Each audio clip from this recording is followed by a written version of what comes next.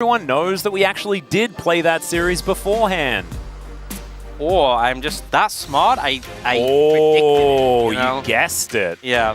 That'll be a fun one for when we do get to that one. Would you have ever guessed that, though? Surely no one would actually make that decision.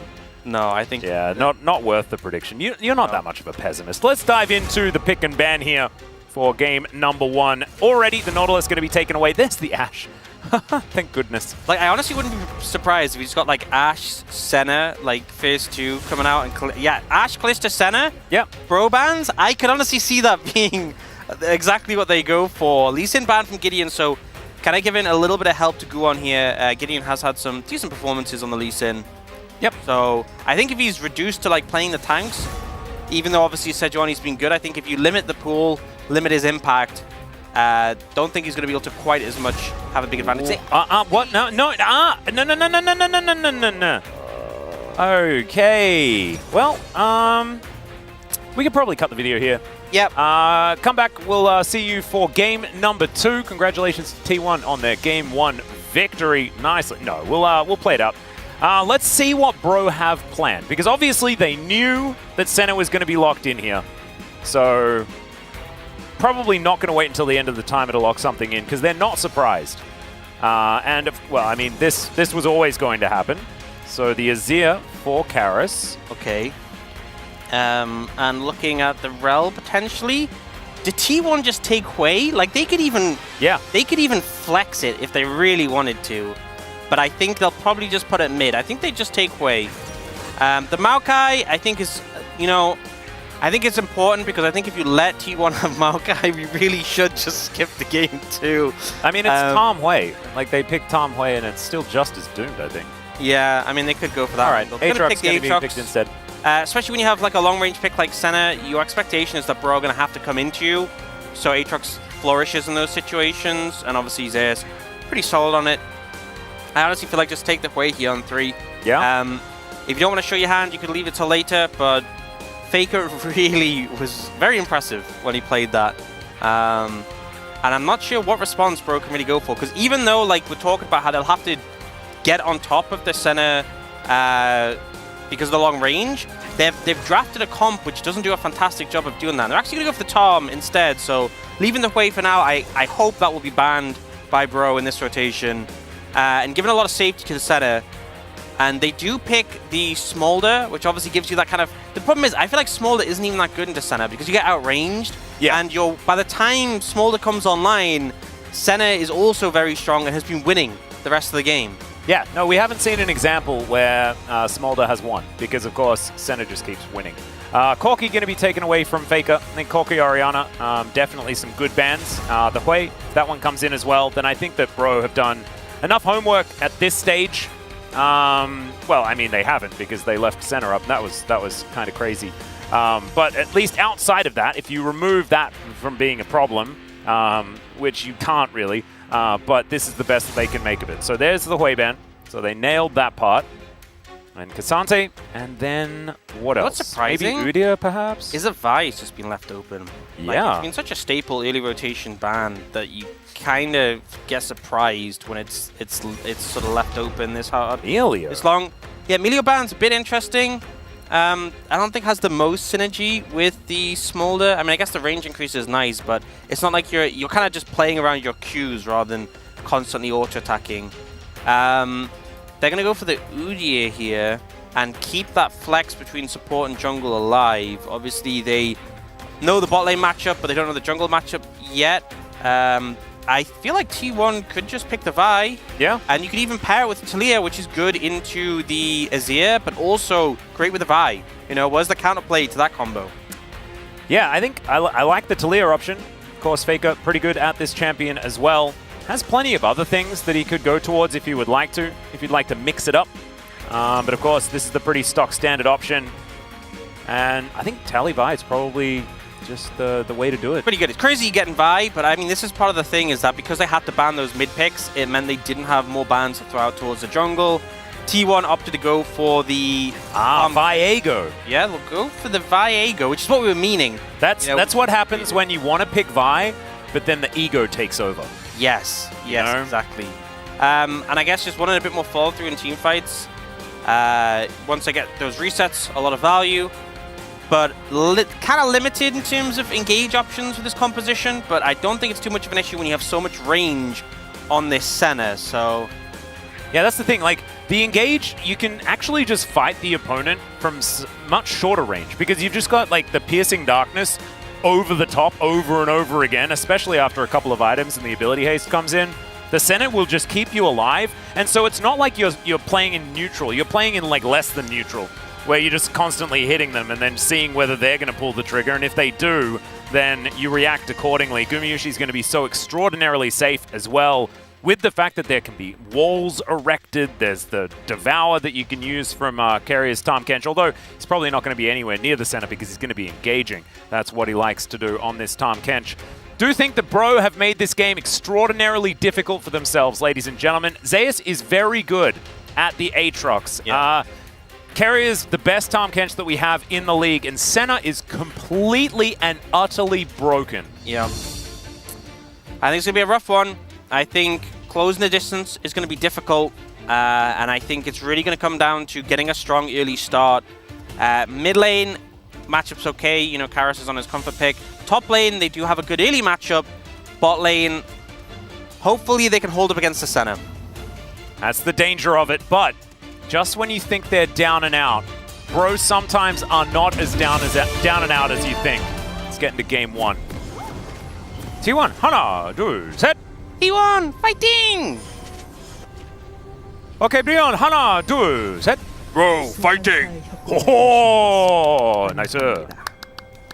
I really liked the deep one, the deep cheers. The Giga Chad cheer. Yeah, that's I could feel the width of your chin with that particular cheer. That was extraordinary. Me? That was the fans. Yeah, but you representing the fans. Oh, yeah. And I could feel all of their collective chin width. Yeah, I am just the vessel for their voices. Yes, you know? I don't decide how the cheers are. But you dictated that they were very Giga Chad. Yeah. Well, first damage is now 8,000,000% Bro. So they're off to a great start. Yeah, no one covering though, so they won't know this ward's being placed. You can kind of expect it, but... Yeah, but you see the Doran's ring start for the Smolder. So we've seen a lot of variation between these. Sometimes you get the Doran's Blade and Q starting, being the ability you start maxing. Yep. And then we've also seen the Doran's Ring, and you put 3 points on W, then go Q. This definitely allows you to stack faster. Go in the Doran's Blade and Q max allows you to stack faster. This gives you more sort of safety in the lane, being able to use the W, the long range poke, and wave clear.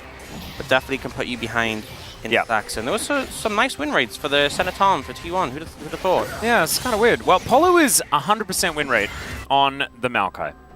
So we might have been saying that things were going to be rough in the bottom lane for Bro. I didn't factor that in. I think that this should be absolutely fine. Perhaps that's what it is. As Gideon is getting to work, going to go Raptors to blue, and then maybe look for some early attention. They know that Guon has started off on his blue buff. A lot of vision around this jungle. Yeah, 16 in a row. Yep, everyone's got their names. Gumayushi's been able to play it 4 times. And all time, he's just good at this champion. I think what's really telling is the variety of teams that have picked it. Sometimes you get strong picks where some of the lower ranked teams pick it, so even though it's strong, it's like, you know, they end up losing as a result just because they're outmatched. Or sometimes you have a situation where, yes, it's got a lot of wins, but it's because, you know, if the top teams are just picking it, everyone has been picking Senna, and it's just always winning. It's a cheat code. Yeah, we saw the difference between KT versus Genji when KT gets Senna every time, and when it's the other way around. As Morgan takes the turret shot, but is putting on a lot of pressure here. It's definitely good news. Yeah, no, I think that this champion is just a little bit absurd at this point in time, especially when it enables Carrier so incredibly much to be that front line that T1 absolutely wants. However, I do not like counting chickens prior to the hatching of said chickens, right? So perhaps we need to see it all fall apart before we're like, oh yes, it was doomed. Because maybe Bro have a plan. Maybe they have a theory. I have an inkling to what their plan is. What's that? So you see, there's this champion, Smolder. Little dragon dude. Okay. And when Smolder gets 225 stacks of the passive, Oh, yeah. big power increase. Whoa, okay. So I think that might be the game plan. Oh, so just get those stacks. Just don't be losing the game by the time those stacks are stacked, or be losing it by a small enough amount that it doesn't matter, and then win. All right, so what would that require? How not losing do they have to be? Well, I think top's going pretty okay. Yeah? Mid's doing fine. Uh-huh. Bot, a little bit rough. I think it's really going to come down to objective control and early skirmishes, because I can see Bro opting into a fight that just goes horribly. Yeah. Or they could opt into a fight that is just amazing. Envy flaps around a little bit. Gumushi shoots him. It's a little bit subpar. He is taking a lot of poke, and Carrier is 100% winning the CS battle. And when you see that the support Tahm Kench / carry Tahm Kench situation, when he's winning in farm, that means that they're ahead by loads of gold. Yeah. Because Senna just gets money. And also, one of the things with the support item is you can obviously proc it by hitting enemies, or you can proc it by killing minions. You get so much more gold early before the first upgrade for proccing it by hitting champions or towers. So each time that Gumushi is able to hit a tower or champion rather than kill a minion, he's getting significantly more value than Polu is just for taking CS. And that's going to be a big factor in why when we do eventually see the gold between the bot lane, it'll be like Guma's like, a little bit behind gold compared to Envy, and then Carrier's like 2,000 gold up in Polu or something. Yeah, that's what it's sort of feeling like. So we're building another top laner, and that's why Zeus is allowed to play a damage dealer, although Morgan is trying to disallow him from being able to play the video game at all by just walking at him. Currently doing all right, keeping this minion wave away from the turret, just create some control here for the Udyr. I think that Morgan has been a huge uptick for Bro in their more recent matches. I think that the matchup against Dudu really did help his confidence a lot. Yeah. And so has been playing a whole lot better, being able to find some of that aggression that we don't necessarily associate with Morgan as a player. Gideon going to be starting off these bubs. Full vision available to T1, so they know exactly what's going on, and they just took the dragon themselves. So that is going to be a mountain, then an infernal. Is this the classic T1 Earth, Wind, and Fire that we just often get? Could be. Could be. Setting up for it. Do you think that T1 are just big fans of 80s disco? Because that would be pretty cool. Zeus going to find some Qs here. Well, actually, he's not. Morgan just going to push him out of the lane. And it's a rough time for the Aatrox right now. Morgan really just being an Udyr very effectively. And we know that this is a decent matchup for the Udyr, but we have seen Zeus navigate it to a point where it doesn't really look like much of a counter. Yeah, so Morgan definitely doing what he should be doing in the matchup, but against Zeus, that's not always a given. Garrus looks for the Emperor's Divide, does not find it. Good flash there from Faker as now Guon is going to turn up. They will not find the angle. Polo, good position.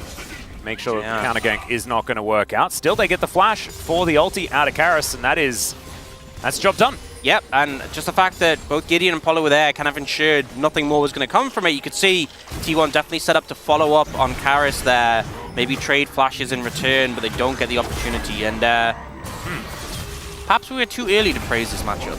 Perhaps. He does break the chains, though. And he can press W and stuff, he's creating circles. He likes that. He hasn't teleported yet either. So Morgan just trying to eke out a little bit more gold before he does do anything else. Envy utilizing this Q relatively effectively. We can see only 5 CS behind Carrier right now, although I guess it is going to be closer to 8.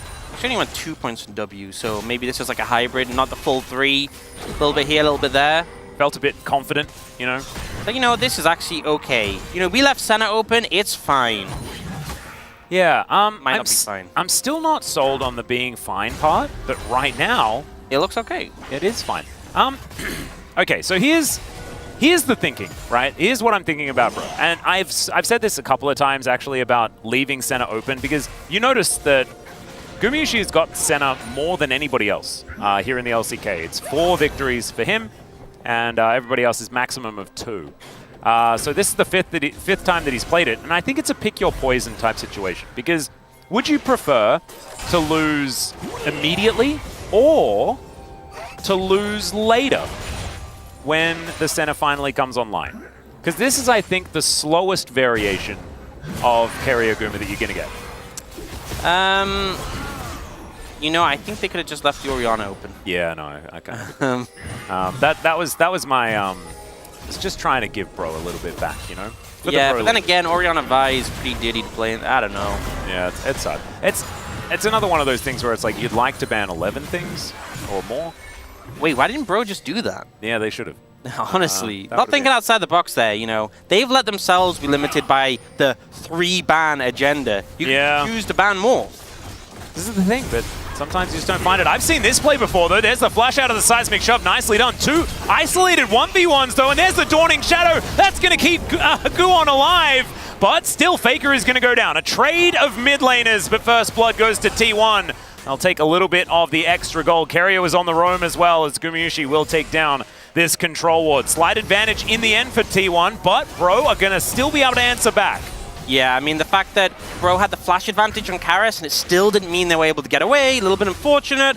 Gumayusi helping out with the ult there, picks up an assist for himself, so all in all, T1 neutralizing that flash disadvantage they had in the mid lane. Yep, very nicely done. Faker will have his flash back up much sooner as well, so a potential return gank opportunity, and he had teleport. Karis did not. So it took Karis a little bit longer, allowed Faker to get the crash. Let's have a look at this one more time, though, as Karis, when he makes a proactive play, we have to praise the man for it. Yeah, I think there's just not really much he could have done there. Once he commits to the play, I think Guon is just close enough that he's going to catch him. You know, he immediately flashed the shove as well. It's one of those situations where he commits for the play and does pay for it. Yep. Great reaction from Faker as well, to be able to get that shove in position, demand the flash, and make sure that he was dead. So deserves a shout out for that one, as T1 trying to clear out some vision here and look to answer the 3 grubs that Gideon was able to pick up with some grubs of their own. Which I think, if this is happening, Bro should really be looking just to secure this dragon spawning in 13 seconds. You know, you have mid-prio, you don't have pop prio at the moment, but it is a Tom, so it wouldn't be very hard to get. Yep. As Morgan has top prio. Kind of. Yeah, no TPs from either, so unless one wants to walk down, not going to really be a factor. No. But Karis reset, picked up the Nashers, and it looks like they're not really making a move on the Dragon, so... Maybe they want a team fight. Maybe that's what it is. Perhaps. And it's Bro, they do often, it's like gentleman's agreement, like the Bro agreement, that we will just, it's not any funny business, we're not just going to start it off, we're going to wait until we're, you know, tiptoeing around the neutral to try and get it going. As Gideon going to get in there. He has snared himself, though. Crescent Guard comes down. That should mitigate a lot. Emperor's Divide does absolutely nothing, and there's the Devour to save Guon. And now he dives back in. The Dragon gets angry, but it does not matter at all. T1 are destroying them, and Guon popping off in this fight. He finds the resets. And, oh dear. Oh man, everything that could go wrong for Bro there went wrong. Now, honestly, Morgan's fine. Oh, okay. Well, that's okay. The rest of it definitely did all go wrong, though. But the confidence, I mean, the fact that they have Guon on low HP, but they utilize the Tom Kent shield, and the fact that it's a Viego. As long as you get the reset, it doesn't matter that you are low HP. You'll heal up, you'll get the resets, the immunity frames, and then just keep on going. The confidence to go back in there was great, and T1, the game felt... I think Palu's just dead. Well, he's going to twist it advance, and then Keria is going to get the kill. We've got a battle here on the top side of the map. Gideon, can you make your way in? As he doesn't. Gets knocked up there. Oh, now he's going to try and turn it, but Keria is going to turn up as well. Looking for the opportunity. Guon turns up in the nick of time as well. They do get their prize, but they'll have to sacrifice 2 for it. And Keria is starting to get more and more fed. Well, you know, we had a good, 10 minutes where the game looked kind of even. Now it has truly gone to the smolder stacking win con. That is the last hope for Bro. And the bin, I'm not sure if that did enough. No. Okay, let's get a replay. So, I mean, I really just love the fact, so we see the ult get flashed away from. They focus damage onto the Viego, but then the shield, when he comes out, means they're not able to finish him off. He gets the reset from the passive, and the Smolder does not have the damage to finish him off. Just beautifully played. The gobble into the W, really fantastic. And then this happened. It did, didn't it? Look at the little kitty cat this way, not even helping out. As Palu just aggressively positioned, will be taken down. I feel like I'm really glad that we watched that from Keria's perspective. Yeah. The earlier fight. This was the shenanigans that happened immediately afterwards. But it did kind of look a little bit like Keria was sort of a Pokemon trainer. Yep. You know, and Guon was his chosen, and just really calling all of those shots. Really beautiful to see. Is this, once again, he does get interrupted on the Abyssal Dive. In fact, he TP'd in, though, to defend this. Yeah. Yeah, definitely. I'm not sure at what point exactly it happened, but there's some point in the game where Bro regretted giving gold to Keria. Morgan has joined that. Yeah, no longer is Morgan unblemished. No. It's a little bit of a rough one, and it's you know, I feel like we're in replays a bit, so I was focused on the replays, and we ended up with a Chemtech Soul, so I can only apologize. Yeah, no, I saw it, but I felt like I went in. Yeah. Last time there was a Chemtech Soul, and this time I should just really understand that whenever you're here, it's going to be Chemtech Soul. I'm going to say, this is pretty good for Bro, in terms of they really didn't want it to be a more impactful Soul. That's true. So maybe they just keep giving up dragons until their dragon is a dragon. Oh, and then we can pretend that it was their choice to give up the dragon. Yes, exactly. Playing exactly into the hand. Gorgeous. And we are playing right into replays over and over again. This was where Morgan got caught out. What happened while we were watching this replay that we're going to have to replay? It's all right. We'll replay it. It's fine. Do you know what the best part is? This whole day is also a replay. Yeah. Oh. You know how when we go to replays, we have like replay in the top left? Yeah. We should just have replay everywhere, all over the screen. For the whole day. Yeah, it's not even LCK. It's LC play. I don't know. It was almost a good bit, and I messed it up. I apologize. We can edit that in the replay though, right? Yes, let's cut that out. So yeah, testing. Okay, ready to go. Yeah, and we're live again. I don't actually have a better option. So let's just commentate the video game and hope we don't have to do that again. Yeah. Envy gonna get snared underneath his turret. I didn't really check the stacks, but I don't even want to. He had 133 when it last showed up, which is about 100 away from where you're gonna hope for it to be. Yeah. He's making decent progress. Oh, as Gideon, sorry, is just going to get caught out of position here. Crescent Guard is going to help him out there as Emperor's Divide is decent, but not really doing too much because Gumayushi's just keeping them all alive forever. They can't even make a mistake. You know, that was a hilarious flank from Faker that nearly backfired, but then Tom Kench existed. And I honestly think, like, we talk about the center, and I know we've said, well, it's also about enabling the Tom Kench. But man, this Tom Kench has been so frustrating. Yeah. This game, it just feels like countless plays have just been shut down. It's like everyone's enabling everybody else as well. So it's like Tom Kench enables Guon to be hyper aggressive as now Gideon has found Zeus, but Keria has found both of them. And he's just walking. Look at how menacing he is. Doesn't have Devour up and available, but he also cannot die no matter what they do. And there goes the tree. Polo going to be taken down here. Gideon in trouble as Morgan. He thought he had the safety of an inner turret. He does not. Keria does not care about that damage at all. They will be able to take this one at 17 minutes. And maybe they'll think twice next time they leave center open. No, well, because man, this Tom Kench is just so tanky.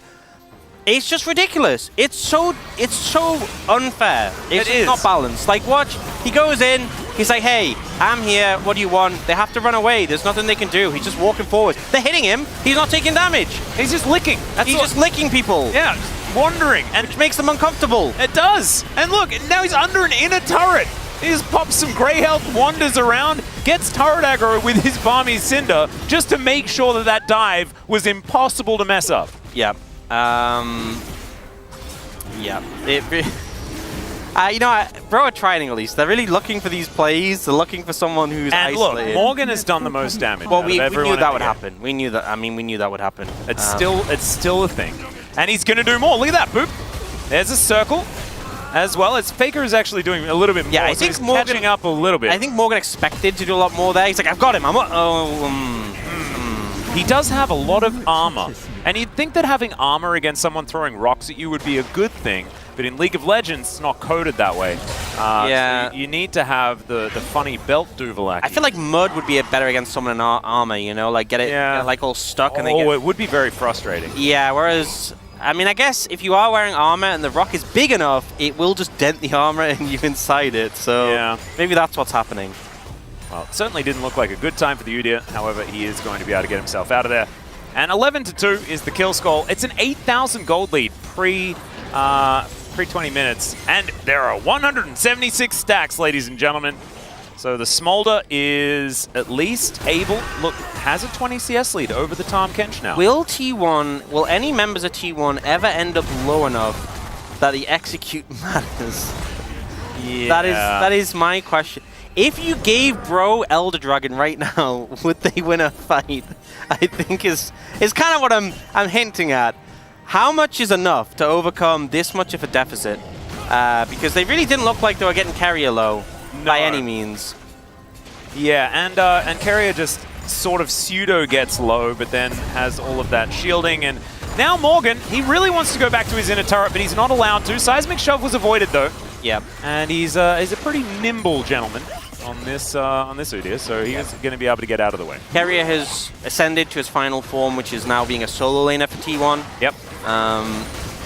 All right, Karis, they're looking for it, but the flash is going to come on through. I don't know about that one, but the Devour is going to be there. The amount of endless bailing out that they have available to them is absurd. I'm honestly legitimately very impressed that Bro even got 2 kills at this point.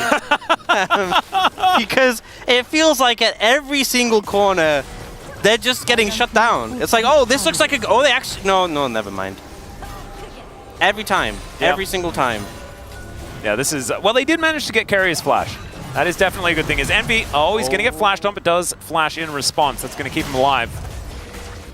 As T1 are just ridding the jungle of any forms of money. Yep, nice little benefit, though, because Bro have lost 5 towers. Options for Azir to place them. Oh! Your cup is so half full. It's just pure...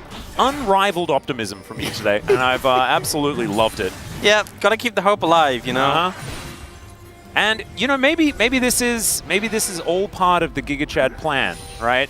Lure them into a false sense of security with this well-oiled machine of a composition that T1 have been allowed to have, and then hit them back with a few bans, well, one ban on a champion that makes this composition completely ridiculous.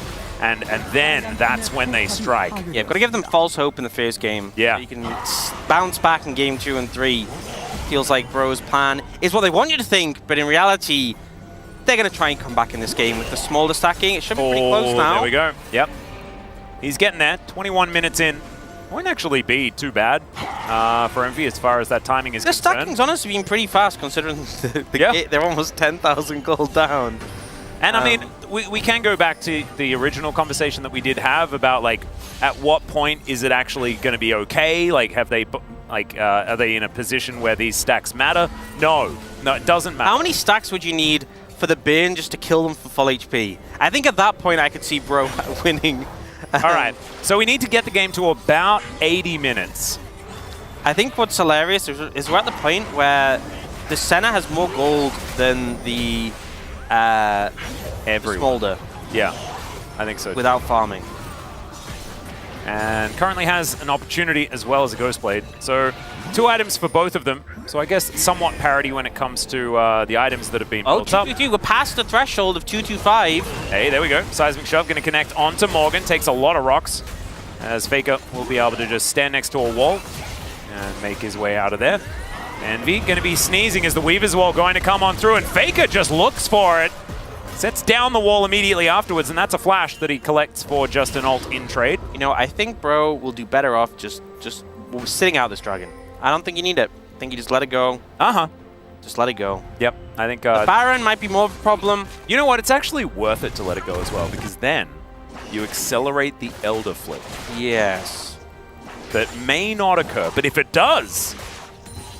then they could win. And then they would have double Elder. That could be a win con, you know. Yeah. This is quite a gold lead, though. It is. Oh, they're making a play! All right, looking for it, Zeus.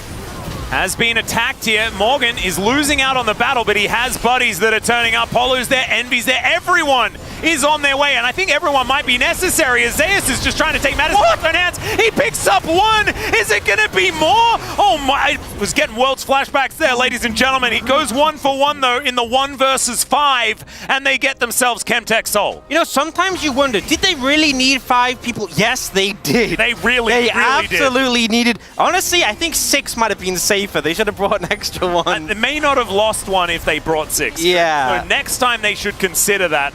As T1 just walk on over towards this Baron. Another teleport going to be used, this time from Morgan, who does need to run all the way around if he wants to get in here. Gideon on top of Gumayushi right now, but the snare does come through. Carrier gets over the wall. The Dragon gets mad. And Carrier almost in execute range. Oh, the seismic shove. Oh, the double. So good, and he just eats the Dragon. And now he's not going to die. It's a triple kill for this guy's Tahm Kench, and then he gets back in there to tank up the Baron. What is going on? You can just write in the POG now if you like. He just ate.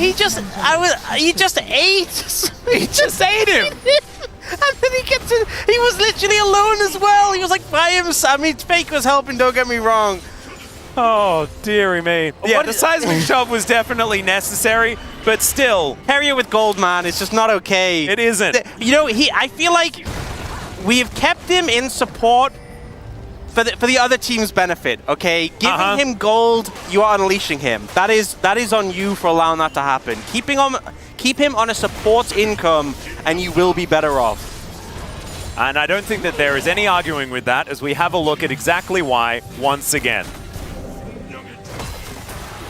Oh, well, it does start off with Zeus in this 1v5 situation, where he does have a 2-level lead over the Udyr that was giving him a bit of trouble in the early stages. But look at this change of target. He just gets straight on top of Karras and says, no, he is dead. His health just fluctuating so much. Even they had grievous wounds on him as well in the later stages, and he just still looked so hard to take down.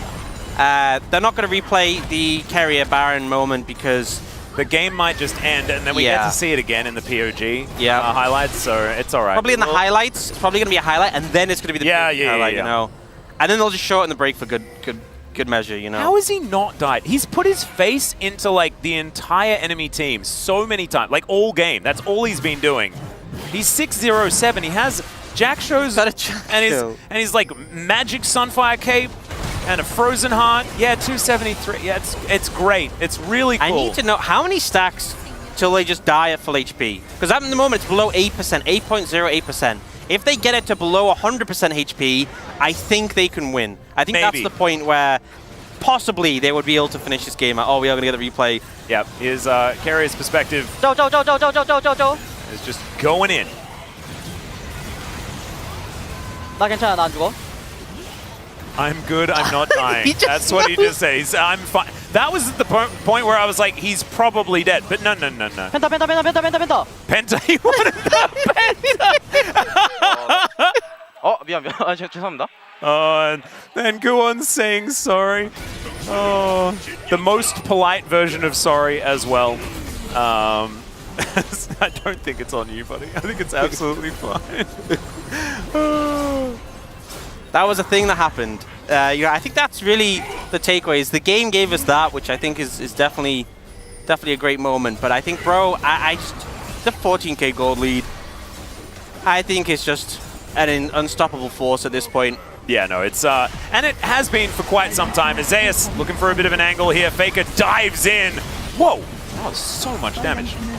And they nearly, inhibitor does go down. nearly forced Carrier to press R again and save his mid laner. Yeah, will he need to do that? But he decided not to. He'll save it for next time. No. Maybe save it to eat Envy again. Yep. Some very cute nuance with that last little exchange, actually. Guwon says sorry in like the informal way and then like feels a little bit sheepish and corrects himself and goes back to the very polite way. Super duper cute. Yeah. Saying sorry for not giving the Tahm Kench a pentakill. Yeah. Which and the fact I think he'd got to kill very early. Yeah, so I think the fact he's apologizing for the fact he didn't anticipate a Tahm Kench penta. Yeah. Which I don't think many of us did, but he's saying sorry for playing very well in the team fight. Yeah. So that's adorable. 14,000 gold is the lead. The game is over. ladies and gentlemen. Zeus has done all of this damage. I think most of that was done in the 1v5 scenario. Although 1.5 v5, I guess you could probably say, because there was a Dawning Shadow. Yeah. So I guess there's that. That contributed A little slightly. bit. He's now a very, very large Aatrox. Got the Spirit Sojourn as well, so not like the full lethality that we normally see. Yeah. Bit bulkier. Kind of like this. Just allows you to do loads and loads of damages. And that is certainly good news. So T1, they are just going to probably take this Elder and then win the game. Yeah, I think this is a point where you force Bro to contest the Elder and you just kill them all. I want to see if Carrier will end up eating Envy again, because it's not that easy to stack up your passive against the champions that have Bro have to stack it up on the Smolder. Okay, Carrier is diving in to 4 people. Will he take a damage? The answer is kind of no. Right now, Seismic Shove does come back. The Weaver's Wall brings Faker in there. Look at Carrier's health bar. It's full again. In goes Zeus. That was a jump scare. Yes, I would have done exactly that, Envy. Dawning Shadow comes down. The Dragon, I think, did something that I didn't really notice. And Guon, he's going to turn into the enemy jungler and just start resetting all the way through. Emperor's Divide gets 3 onto the fountain, and Carrier is going to die. That is how you do it. The fountain laser. I was just about to say, I think the only way he could overextend is by walking into the enemy fountain, and then by Jove, it happened. That was the secret weapon this whole time. Needs to see if he can. Oh no. Oh dear. There were some rocks, stray rocks on the ground. However, Faker is going to go down. Karras goes golden. Has he bought it? No, he hasn't. Gideon is up though, and now they're a second. Yeah. Go in. Just turned into Azir. Decides he doesn't want to. They grab another one. Polo, it's his turn to try and defend this Nexus. It's not going to work out as Guon says goodnight to the game. I say we just do a silent cast. We just let the Is that the same as just go home? Is that the theory there? All right. Well, let's see what they do. No, I would appreciate if they would first ban Senna and just really make the statement. Yeah, like we figured it out. We figured it out. They probably won't. They'll probably leave it at T1 and hope the T1 ban it. But yeah. Maybe T1 just don't, because maybe they just don't expect them to be able to utilize well, it the that thing is as well, last time we saw Senna from Bro up against T1. Like, I feel like T1 actually one of the few teams who could actually punish it, because they play like aggressive bot lanes. We saw them play the Kate Lux against the Senna Ornn, and maybe they're just not afraid of it. Like, I know we talk about you should definitely ban it every time, but maybe T1 are like the one team who think, you know, maybe we let them have it. We'll see what we can do against it. We'll pick a crushing bot lane and win, and even then, they said no. So I think that if T1 are banning Senna, yeah, you know it needs to be banned. I think maybe also they were like, oh, but the win rate, it's really cool that it just keeps extending. Let's not break it here. Yeah. There is the slammed Azir pick, like we were talking about. But this time the Senna not available, so we're not as upset about it. I am still a bit upset, but not that upset, because now Lucian Orianna comes in, and then they round 3 the Nami, and they create themselves an absolutely terrifying Lucian composition, and Gumayusi actually gets to be a main character again. Yeah, you know, I feel like Carrier's going to pay his dues after the first one where he was the carry. Now he's going to be like, okay, you can be the carry this game. It's kind of alternating. Yep. And actually going for the early Aatrox. Aatrox. So this is interesting because it means you basically denied yourself picking mid. And you may be thinking, oh, but shouldn't they have picked Ori? Like, Ori was such a priority for Bro to ban that they left Senna open. So surely they need to pick it. And I think this says a lot. But also, it says at T1, like, there's enough mid laners open. You know, there's like the Corki, there's the Ori, there's the Hui, there's the Talia. They're not worried about leaving it till the next rotation because in 99% of situations, you're picking your support here to match up with the Lucian. Probably the Milio. I think it should be the Nami. I think Carrier's Nami is also extraordinarily good, but I also just think it's better than Milio. At this point in time, it's seen a lot more success here in the LCK. And that is exactly what Carrier is going to go towards. I like seeing him on this champion, so definitely good. So, the Rakan going to be taken away from Polo. Looks like we are going to be focusing on that bottom lane. I wonder whether there's any 80 carries that they want to take away, something like a Caitlyn that can outrange and things like that. Could be looked into, but I don't think that it really fits into Envy's champion pool. If he picks Smolder, I think that they care even less. Yeah. man, if they pick Smolder, it's going to be pretty brutal. But at least they have the outscale, like at least the scaling makes sense to an extent. I like the Zeri ban. Yeah, I think Zeri makes sense as a ban. Seen that rise in priority recently. Be interesting. I'm glad we're not getting more Lucian Nami Zeri coming out. And yeah, I mean, they'll ban those. Do we just see Hui come out from T1? They can leave it to last pick. They don't need to pick it now, but they can take the Hui. Vi also open and available. Rel, Maokai, a lot of things, but they're just going to go for Talia mid and leave jungle till later. Sivayumi once again. Wow. They did try this once before, and it didn't work then, but maybe it'll work now. Yep, and now they have to deal with the Vi. Vi Talia, super strong combo. And the thing is, you know, people think, oh, I think they should go for the Vi. I think the Vi is better than Nocturne, honestly. We'll see what they opt for. They're kind of bouncing between. The thing is, you would think on paper that, you know, Sivir actually once upon a time was really good in the Vi, because you could just spell shield the ult. Yeah. But now you just smite when you're on the way, and then you just break the spell shield and get the knockup. Yep. So, yeah, have fun with that. It also means they have really strong mid-jungle pressure if they want to look at Karis, if they want to look at Gideon. A lot of pick potential with this composition, I think it goes without saying. And sure, if you see this game going to 30-40 minutes and they're even, I think Bro have a pretty strong comp, but is that going to happen? I guess I'll have to hope for it. I'm a little worried. I believe that history has also indicated that perhaps we should be a little worried. But Koma and Edgar, of course, a huge history between these two absolute legends, have faced off across very different stadiums in their time as well, some of the biggest in the world. And are going to be facing off here once again. This time, Koma really looking like he's having a few of the laughs. Yeah. And the last one we're yet to really hear, but it might be coming relatively soon. Like you were talking about, love this draft if you get to zone in at like 30 minutes in and have all of the money as if a game has gone even. That may not happen, though, because T1's mid-game is looking real scary with this one. Yeah, I think that's a fair statement to make. Well, just have to see how it goes. We hop onto the Rift here for game number 2. Okay, Brian, Hana, 2, set! Brion fighting! T1, Hana, 2, set! T1 fighting! Nailed it. Woo! Okay. Have you paid your bro tax? Everyone in chat, have you paid it? Because perhaps one of the reasons why everything went so catastrophically wrong in Game 1 was a lack of bro tax that's being paid. Yeah. Highlight those messages right now. We're analyzing the data, and it seems like we were lacking in certain areas. Yep. Brofan729, you actually didn't pay your bro tax, so, you know, I think Game 1 might have He's actually rifling through papers right now with his pen out. Rifling through these papers and studying the data, so make sure you get on that. You are the ones holding back Bro. He has the Bro books in front of him. He knows. He knows when the tax has been paid or when it hasn't. As Bro getting pushed out of the river for now. But we'll be absolutely fine. Zeus getting into position to be frustrating. But it seems like things should be okay. And with the Sejuani, this top side of the map could be somewhere that they could attack. Of course, Morgan able to help activate that permafrost pretty comfortably. And I don't really... You know how we spend a lot of time in the bottom lane? In a lot of our games, we're just watching the laning phase. I'd prefer not to. Yeah. I think that this one could be a tough time. You know what's interesting is we often see bone plating taken against like Lucian lanes to like mitigate the burst.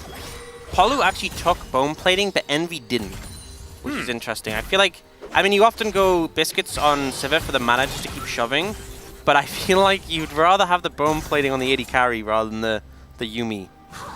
Yeah, and Carrier going to ebb and flow, and probably takes a bit of damage for that one. Of course, the health bar of the Yuumi, less of an issue, but Envy's also goes down extraordinarily low, and T1 will just push them completely out of this lane as they reach for level 2. Zeus actually finding a nice Umbral Dash onto Morgan here, who has Ghost, but is going to make it to his turret here. Should be kind of alright. It's like 4 seconds until Zeus has cooldowns again, and I'm a little bit concerned. Yeah, if he lands a few of these Qs, it is looking a little dire. He's nearly level 3 as well. That could be a moment. Morgan did drink a potion. So get some of that health back. Also has a biscuit. So maybe that's going to help. But currently, getting zoned out of a few minions in this wave. Not too many. It's not end of the world or anything like that. As we get the Jonah Strong zoom in. Okay, the Infernal Chains will come down. Zeus gets him to dash away. No Ghost used just yet here for Morgan. It's an 11 CS lead in the top lane. Yeah, he's got 4 of them though. So that's pretty cool. All right, Polu jumps off. Not exactly trading too poorly. Yeah, but committed the barrier to kind of make that trade even, and then right. Nami's just going to heal. I didn't notice up. because the shield disappeared so quickly. Yeah, yeah, which makes you think it could have been a lot of damage otherwise. But I mean, this is how you kind of play with the Yuumi. You have triple combat sums, so you can use them kind of sparingly just to keep the health high. Obviously, one big change when they kind of semi-reworked Yuumi, because she was problematic, is they made her a lot more about shielding, and you don't have as much sustain as you used to. When Yuumi was a problem, it was just heal, heal, heal through all the poke. Oh, there's a seismic shove going to be used to get out of... sorry, the shifting sands used to get out of the seismic shove, as Envy taking way too much damage here towards his bottom lane. Hey, the good news, Gumayushi doesn't... Oh, okay, never mind. He just had a cookie, so gets his mana bar back. Guon wondering where he wants to be. Spotted on a ward, though, as you can see there, so Envy and Polu able to get themselves out of the way. It's not exactly great, yeah, that's a honest. big wave to give up. Yeah. And it's like, well, you don't die, which is good, but you can see Envy really wants that wave. Oh, Zeus also really wants his kill, as Morgan not going to get hit by the sweet spot that time around and absorbs any potential CC from the knockup. So Zeus not going to be able to kill him underneath his turret. Also holds onto the Ghost. Nicely done. Envy does now finally have the spell shield, so can get a bit of health back. But I'm just Wait, it's actually 2-point spell shield, no points Q? Huh? What? So that's the answer. That's how you mitigate the poke. Is this some forbidden tech? It should be. He's now got a point in Q, but normally you max Q, then you max W. Like, you normally don't put extra points in E until late in the game. This is Hey, no, strange. but the fact that he didn't level Q means that he has full mana. And he's going back to base.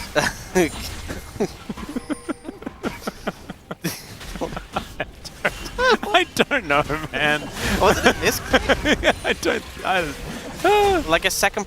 Maybe normally he would... oh, yeah. Normally he put a point into Q after the W. Takes Ricochet first. We do see a lot of Sivers actually take Boomerang Blade first, but he takes Ricochet first, and then normally he's put a point into Q when he hits level 3. So 3 muscle memory dictates that he puts the point into his spell shield. Maybe. Maybe he was like mid-fight when he skilled up. I don't know. Like, maybe this is some tech I haven't heard of, but it seems counterintuitive, because points in Q and W are really big for your wave clear. Yeah. And that's the skill order you go. You want Q maxed, then W maxed, and then E's last. So very odd. Well, so far he's 22 CS behind, so I wouldn't say that the tech has worked if it was intentional. Yeah. Yeah. I don't know. Let's move on. Yeah. Well, Morgan is going to go for a little bit of a proxy, as we can see here. Zeus with the wave moving towards his turret, he will be able to catch it as well, as we've got the most non-interactive top lane experience that you can get. Lovely, look at this. The social distancing top lane. Yep. With no fans in the studio as well, it feels, reminiscent. It's very distant. Morgan's just trying to relive past times. He is. And he's going to be able to go back. It does allow him to get himself a free walk back despite not having the teleport. So Hey, understandable entirely. You know what I want to say? Karis is doing pretty okay in lane There we go. compared to his teammates. Yeah, nailing it. 20 CS lead top and bot, but mid, you're doing pretty good. Hey, and also we got Chemtech Drake out of the way, so we cannot get orcsed. It's not as susture as it could be. Yeah, and hopefully it's not an Ocean Soul. I was just about to say, it's probably still an Ocean Soul. 80% chance. Yeah. I want to see the orc susture in the chat, if it does actually occur. I'm now responsible for all the bad dragons. Not Yep, just you are. Chemtech, it's just any bad soul. Yeah, it's just if it's non-interactive. Now Envy doesn't have his spell shield, he's going to flash. as Guwon gets lit on fire. Another minion wave is conga lining forward though, as Bubble going to be avoided. Now Faker comes down as well. Oh dear, there was that interaction you were talking about before, and just punched. He had the spell shield back, and now Polu is just a little cat on a book and will be cut down by the culling. Minions left underneath the turret, they break the aggro, and everything is just fine. It's a lot invested, so some plate gold will go over. But man, this is rough. Gideon is trying to steal away a red buff. They do take 3 plates already on this bottom lane. I think the extra point in spell shield didn't really help there. Go on flashing there. Actually isn't at the point where you can deal damage with smite, so just flash to secure it. Because if you flash closer, it's going to give less time before you can spell shield. Doesn't give you the opportunity to react. Well, there's an all-out and a Glacial Prison. So Zeus should be going down here. Does flash the wall, though. And never mind, he's Aatrox. He doesn't die in these situations. And now Morgan finds a Q. There's the knock-up. The permafrost is there. He gets so much of his health back. And now Faker gets enough time to turn up. And so Zeus once again is the noble sacrifice. And T1 will then just clean up. Yeah, and Faker making his presence known. First to roam down bot, finds another opportunity to come here, and sure, he'll lose a little bit of health from the tower, and he's fallen behind in farm, but I think the reward very worth it with a 2,000 gold lead for T1. And yeah, so here, go on actually, you flash closer, because there's not, like, if you're going to spell shield, you don't get a chance. The flashing closer mid-R means you really don't get an opportunity to react. So well played in the first dive, and the second dive, it's a Yuumi. Yeah. So she's not going to be able to do too much about it. And this is well played by Morgan, honestly. Yeah. Would have been a good play if it wasn't for the fact that more than half, 60% of T1 ended up being there. Yeah. The Weaver's Wall getting a lot of value here. There was the get down! But then Faker turns up, and this is sort of the value of having someone like Faker on a champion that is this incredibly mobile, right? So he's always there to help out his teammates if you go for a cross-map play. You can even see, even with the gold that's been picked up by Karis, with the extra CS, with the mid plates, he's still behind in gold compared to Faker, because Faker got those 2 kills. Yeah. And every other lane's really feeling the benefit. Guwon is looking bloodthirsty right now. Does have cease and desist back up and available. Carrier moving down. And I feel like it's been a really long time since we've seen these matchups. And the Sivir versus the Lucian Nami was something that T1 have played a lot, especially last year, as Gideon in position. Guwon comes on in, but isn't going to be able to actually offer too much. I call his blessing for a bit of movement speed, as Gumayusi doesn't actually throw out any autos. And T1 just slowly but surely building this advantage. About 2,000 at this point in time, but this is a much happier Zeus in this top lane. They did manage to somewhat keep him down, I feel, in game number 1. It didn't look completely doomed until much later. Yeah. This time around, he has been somewhat accelerated with those couple of assists that he did pick up. Of course, did die, but you can see he's smashing farm, and it's a much better matchup for the Aatrox into the Cassante this time around. Yeah, absolutely. And you can see in all these trades, he's really been finding the edge so far. And bot lane as well, I think this might be the point. I'm not sure. I don't think Carrier quite has enough money. We'll see. Gumayusi definitely has enough money for first item. He has 50 more creep score. Yeah, so Guma gets his first item. Oh, I've seen this attempt before. Well, then going to be used as Morgan gonna break the chains. Now goes for the all-out, but there's a teleport. Guwon's coming in as well. He's got the ulti, and he'll use it on top of Gideon right now. He has the Glacial Prison, so Faker delayed a little bit, but it does not matter. This Sejuani is well and truly dead, and Morgan is not going to be left up as well. Karis is just, he's like, oh, no, this isn't where I parked my car, and he will wander by and get towards the turret. He's there for the minions. He's like, don't mind me, I just want to clean this up. Hey, I don't want no trouble. Well, that is an investment of a tidal wave, as Envy not going to get caught in the bubble. There's the Boomerang Blade. Picking up some stacks, you know, for the support item, and just stopping the recall to be a little bit annoying. It worked. This is also going to mean that when Gumayusi comes back, this tower's dead. If Envy did want to actually go back. I'm not sure you want to step up there, Envy. No. The Yuumi is coming. I don't know what that means necessarily for finding success here, as the Boomerang not going to land. Prowling projectile's decent, though. So this turret on its last legs, absolutely. One more plate in it, though, as Carrier Finishes off the Imperial Mandate. And he So should this is be- the big spike. Yeah, this is a big spike. Should be close to the supply item upgrade as well. We've seen some people go like the more aggressive options with like the Dreammaker, and some people go for like the Slay for the extra movement speed and healing. So the Mandate's the big one. Yep. And this is really where the Lucian's going to start to... Oh, this is the very moment of truth as well, Ox. Get the susters in chat. As it's a cloud. Oh, baby, redemption. Don't you worry. It's the best soul in the game. It could have been the worst. Instead, it was the best. Now, it couldn't have been the worst because Chemtech was already down. But still, we now get rewarded. The Speedy Soul. It's a lot of movement speed, isn't it? Yep, really is. And with a Nami as well, man, Yeah. you'd be booking it. The culling. Oh, you'd be out. You're like a typewriter. It's crazy. Okay, well, go on. Gonna look for his opportunity. That's a great Emperor's Divide. I just don't know how much it actually matters as Faker was tanking the turret. That's gonna take him down. Oh! And the denting blows. Guon is just gonna tank this turret and die. And that's a double for Gideon. Big mistake here for T1 underneath the bottom outer turret, as now Gumayusi is looking for Envy here. They do have the ulti from the Yuumi, but she pops off and now she's dead. Oh, T1, can they finish the dive? Is Envy actually going to be okay? As Carrier thinks no. He does pop the shield, and now he's in between these turrets, and that is the 1v1. That's a dangerous Nami. Stopped when they banned the Senna and they didn't pick the Tom Kench. But no, it's not a Senna Tom thing. It's just a Carrier thing. It is.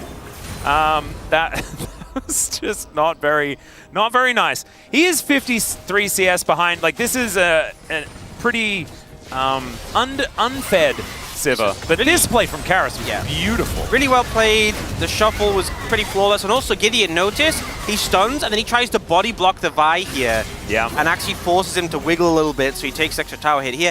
I actually think Envy did pretty well in this trade, you know, up until the early moment. But the disconnect here, Holu pops out. At to the go moment, surfing. Envy flashes away. Yeah, he wanted to go surfing. And Carrier nearly takes a tower hit. Potentially could have turned it around, but very precisely just walks out of range before it fires. They managed to get that, so... And says absolutely nothing. Yep. So bot lane obviously goes good for bro, mid lane goes pretty badly. And now Faker's going to turn up, manages to collect this cannon minion, and Zeus is in between turrets, getting his farm on. And is comfortably about 20 in the lead as well. Things kind of going exactly how T1 wants them to at this point in time. Gumayusi going for the Twisted Flution build, or a variation of it. Of course, you don't often take the Storm Razor first, so I tell a lie. So no Shiv. I just wanted to say Twisted Flution again. But this is the build that Aiming went for, actually, and did a lot of damage with. Just the classic crit. Yeah. And it works very nicely. Yeah, you know, a lot of people talked about going like Kraken Navori as like the more tank shredder build. Yeah. That's all right. They do find the Glacial Prison onto Faker, but there is so much keeping him alive. Emperor's Divide lands onto 2, but where is the damage here from the bros? Gideon's not actually taking very much of it, as the all-out does come on through. The help of the turret was employed, but unneeded, as Guon will be taken down. It's a 1-for-1. Karis in trade, but now Gideon is going to face check. There's the bubble, and Gumayusi says goodnight. The fight is not over yet, as now Faker is going to bring this wave in, and Morgan nowhere to go. He's got his pet cat, and he decides he wants to take the 2v2 instead. Gumayusi is in melee range, but it looks like he doesn't really mind too much about it, as Polu is going to get blinged back. And that is the 3-for-1 in the end. Seemed like a very weird play to opt into, because they burnt the TP, but the TP was just going to equalize the numbers. Like, they opened into a 2v3 and really paid for it, so... Oh, it's a 4-for-1. Yeah. Someone else went down. Yumi's confused me when it comes to counting, because they seem to, you know, occupy the space of somebody else at the same time, and it gets confusing for me. That's my excuse, as Envy going to take a Q. And Zeus takes a turret shot. He's not exactly the most tanky unless he's fighting, in which case he's impossible to kill. Well, okay, I guess it wasn't a 2v. I didn't count the Yuumi. I feel like I had the so same it's a 3v3 until the Cassante turns up. I just don't think the Yuumi's contributing enough here, really. And you see, they just focus down the Azir, and then it's like, where's the threat? Well, it's the Cassante, but the Cassante gets one kill, and Guma's walking down in the meantime. Yeah, and so Morgan turns up and Gumayusi turns up. And it's the Gumayusi turns up bit that's the problem, because he does do a damage. He does a lot of damage, he's very fed. And yeah, I mean, Morgan tanks all that culling damage, and then even gets the Q onto the flash, and it just doesn't matter. Nope. It doesn't matter at all. And then Polo is just flung into some rocks, which really does sound brutal when I say it like that. I might refrain. You know, I have to say, we really went hard on Bro for losing by such a wide margin when they left the center open. Yeah. They're losing by a similar margin and they banned the center. You know, sometimes it just do be that way. Yeah, sometimes it's really difficult to have that response. But remember, they left the center open and they banned the Orianna instead that was then left open, and Faker chose to play the clear anyway. There's no redeeming it. But it's also going very bad this game. But it's not going as bad.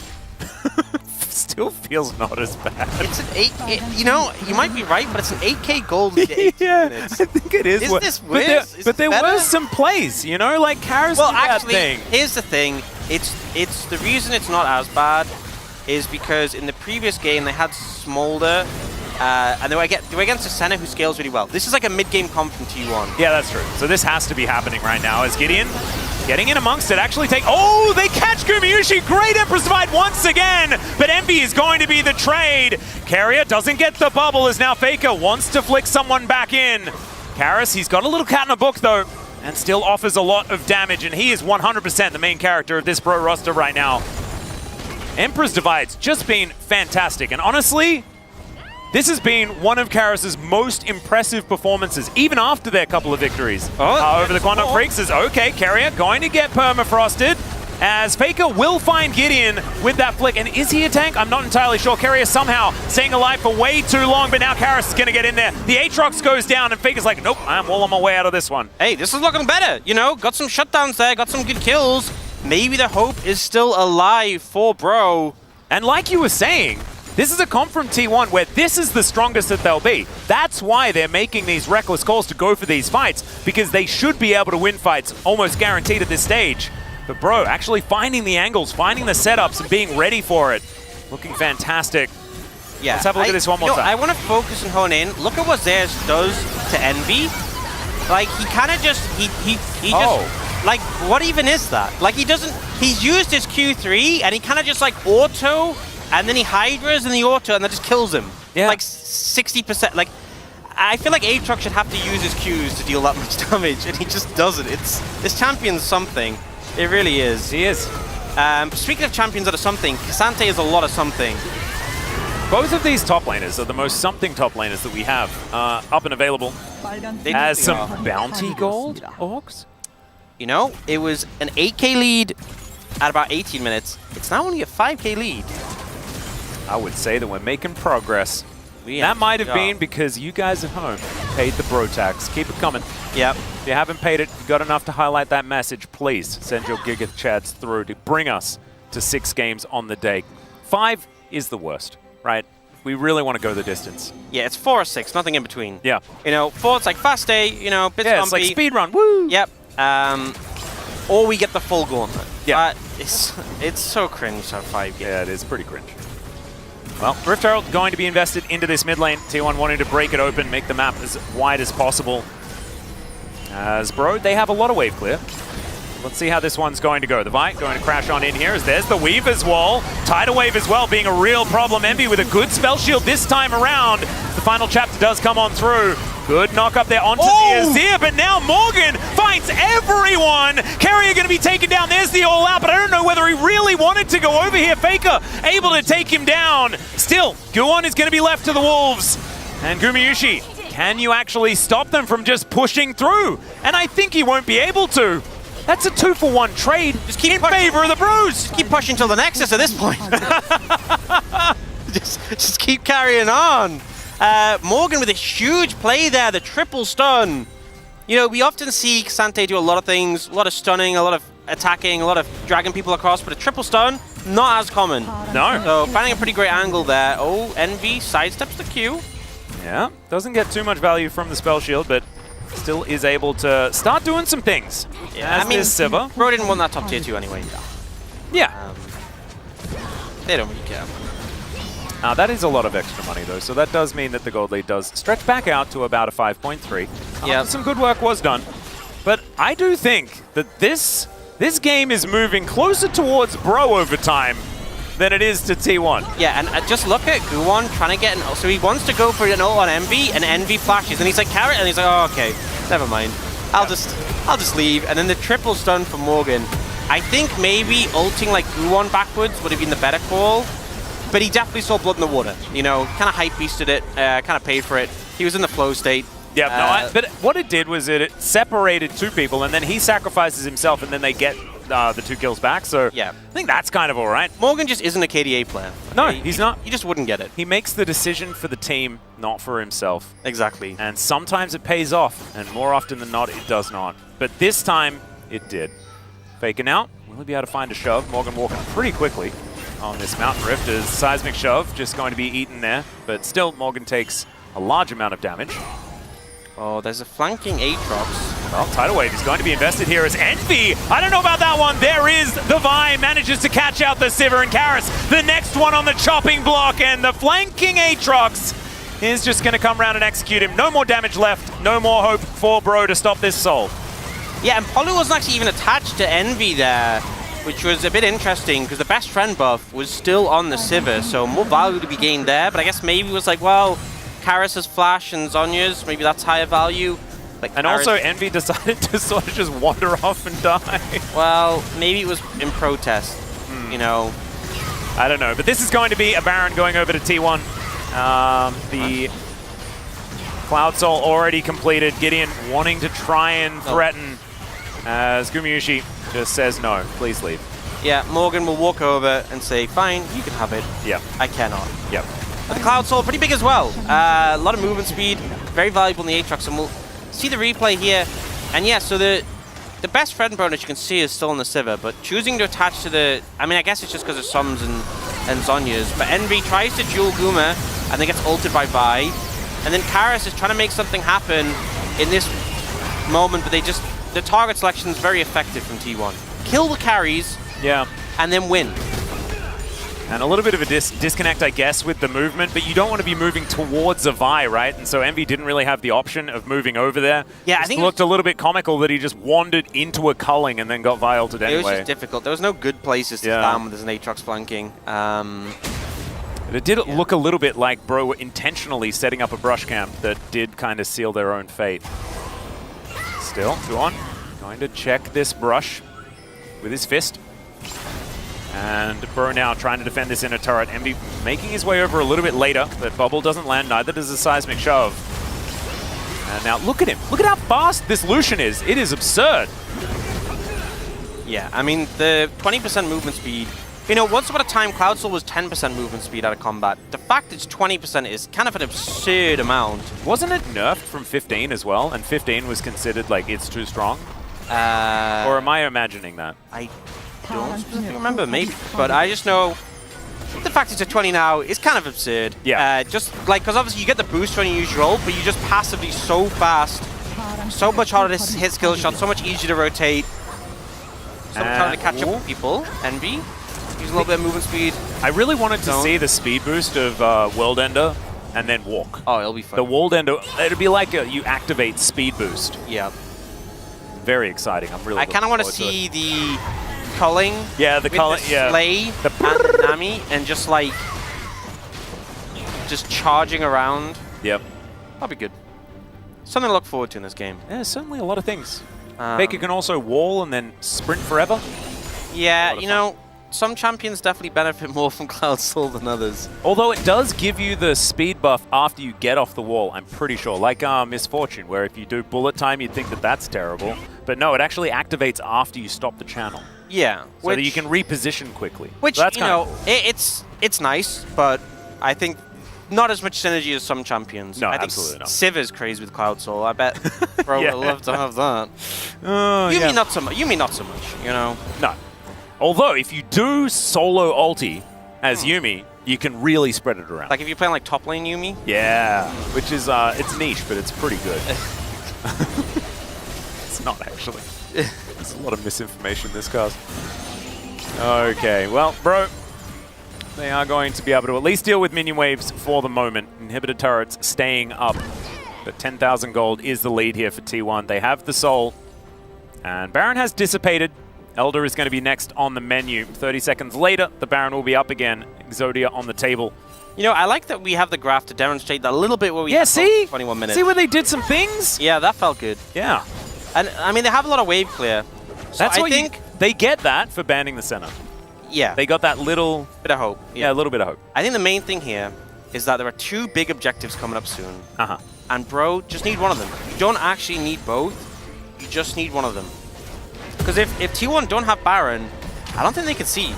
Not against a Sivern and Nazir, that's true. Yeah, so you just need one of those objectives to stall.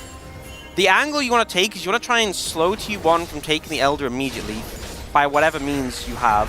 You know, contest them slightly. All right, Gideon actually looking for this. Oh my god, look what the heck? He's so fast! What is that? Fast. Look at him swimming away.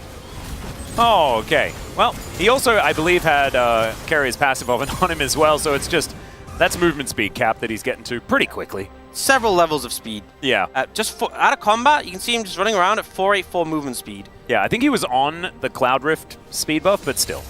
That's very silly. Yeah, so they just need to get one of these neutrals, and then I think they can hold on. Because also, if they get Elder, then T1 will be very scared of fighting them. So I don't think, like, I'm saying this like it's just like, oh, you just get Elder, you get Baron, but it's going to be hard, but that's kind of the game plan from here. If they secure one, they extend the game. See whether they can get into position for it.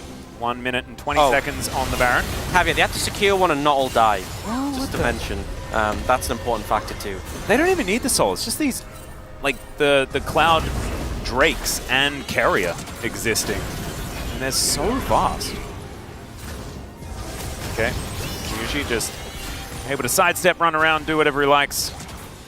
Yeah, I mean, just a 20% is... Yeah, it's really, really bonkers. Stacking up with everything else. You don't need the extra activation of the movement speed is sort of Yeah. what I meant with the ulti. That's a bit of fun, but not necessary as Morgan. It's necessary for him to have some health. Because, of course, he is the front line. Probably coming in, yep, and there's a Vi behind, and Morgan's half HP, and oh god, it's happening. Yeah, this is the sandwich, the pincer movement. And Morgan is going for that back. He wants to teleport back in. The Elder has been started. T1 moving over towards his control ward, so they know that this flank exists. There's the Weaver's Wall. Zeus, he's on the wrong side of it for now. The tidal wave does come on in as he's looking for the Qs, and now he dives in on top of them. The Sivir does take down Guon to start this fight off, but I have a feeling that's the end of the good news. There goes Envy. It's a double for Zeus. Make it a triple, as T1 will just wipe the floor with Bro. They'll take themselves an Elder, and this may just be the end of the game. Honestly, with a 10k gold deficit, down Soul as well, and with the flank that T1 set up, Bro actually did a pretty decent job of fighting that, but the gold lead, the soul lead, the everything is just too much. You know, they tried, they held on for a little bit, but T1 did their homework in this game. They got the gold lead, and that was just basically signing their name on it. Job's done, and they should just be able to take this 2-0. Yeah, really beautifully done. Great execution on a mid-game composition as well. There were a couple of whoopsies that they did, but I think you do need to keep up the aggression with a comp like this. We've seen some of these Lucian compositions not quite work out, and Gumiushi Carrier making it look pretty smooth as they will take down the Nexus. A 2-0 for T1.